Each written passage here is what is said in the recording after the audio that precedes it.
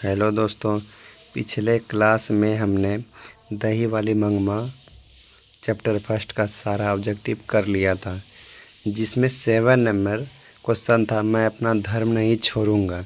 ये क्वेश्चन जो मिस्टेक से रंगरप्पा में आंसर लगा दिए मतलब हो गया था। तो मैं अपना धर्म नहीं छोड़ूंगा, इसका ऑप्शन ए नंबर है रंगरप्पा, बी नंबर है मंगम्मा, सी नंबर है लड़का, डी नंबर पिता। तो इसका सही आंसर होगा मगम्मा।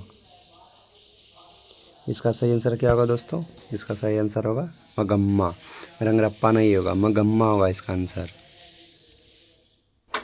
अब हम चलते हैं सब्जेक्टिव की ओर, जो कि मेरा पहला प्रश्न है। मगम्मा का अपनी बहू के साथ किस बात को लेकर विवाद था? तो मेरा आंसर इस प्रकार है, मगम्मा का अपनी बहू नजम्मा के साथ पोते को लेकर विवाद था। किसको लेकर विवाद था? पोते को लेकर विवाद था।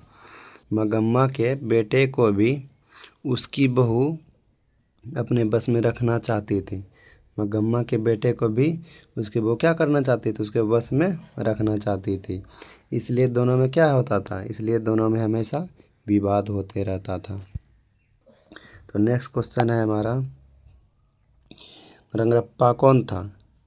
नेक्स्ट क्वेश्चन है हमारा, रंगप्पा कौन था और वह मगम्मा से क्या चाहता था? तो आंसर होगा हमारा, रंगप्पा जो है गांव का एक क्या था? जुआरी व्यक्ति था। गांव का एक जुआरी व्यक्ति था जो कुछ पैसे कर्ज मांगने के लिए मगम्मा के क्या पर गया था? मगम्मा के पीछे पर गया था। तो आंसर होगा हमारा, रंगप्पा गांव का एक जुआरी व्यक्ति था जो कुछ पैसे कर्ज मांगने के लिए मगम्मा के पर गया था। तो नेक्स्ट क्वेश्चन है हमारा, बहू ने सास को मनाने के लिए कौन सा तरीका अपनाया था? तो हम सब जानते हैं कि बहू ने सास को मनाने के लिए कौन सा तरीका अपनाया था? उसने अपने बेटे को भेज दिया था।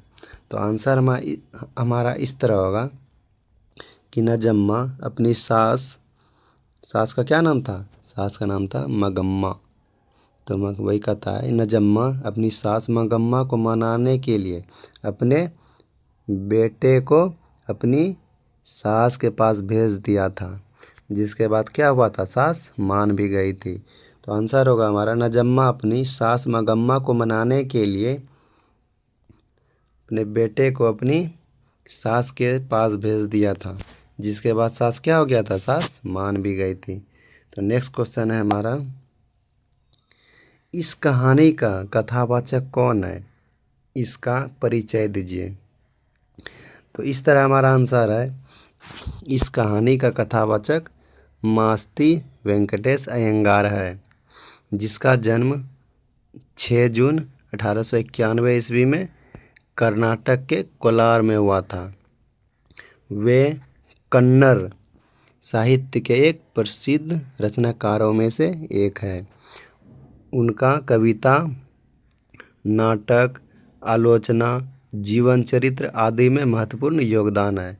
कहता है, इस कहानी का कथावाचक मास्ती वेंकटेश अयंगार है, जिसका जो जन्म है 6 जून 1891 ईस्वी में कोलार के कर्नाटक में हुआ था। वे कन्नड़ साहित्य के एक प्रसिद्ध रचनाकारों में से एक था।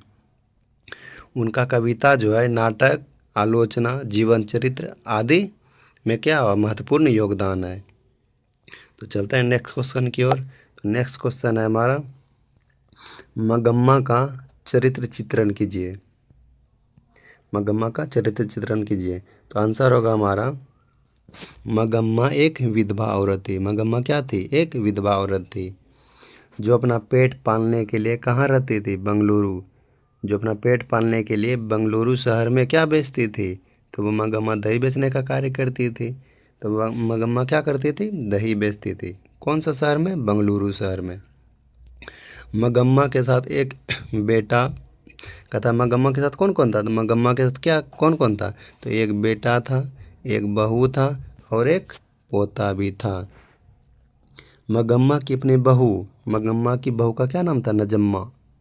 मगम्मा की बहू नजम्मा के साथ अच्छे संबंध नहीं थे, इसलिए वे क्या करते थे, दोनों आपस में लड़ते और झगड़ते रहते थे। तो आंसर होगा हमारा, मगम्मा एक विधवा औरत थी जो अपना पेट पालने के लिए बंगलुरु शहर में दही बेचती थी।